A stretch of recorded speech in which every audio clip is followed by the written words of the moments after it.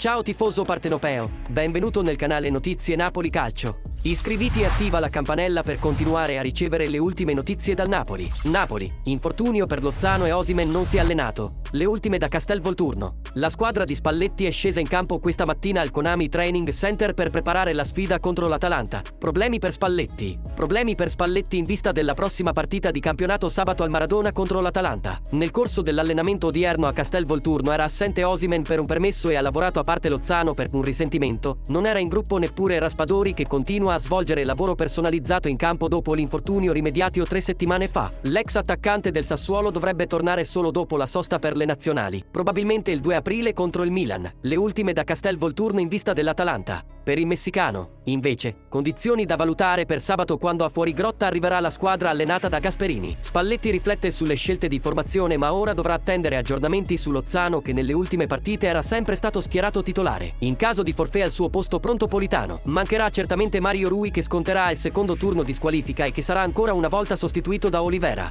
Tifoso azzurro, commenta e iscriviti al canale perché presto ti aggiornerò con le ultime notizie dal club più grande d'Italia. Forza Napoli sempre!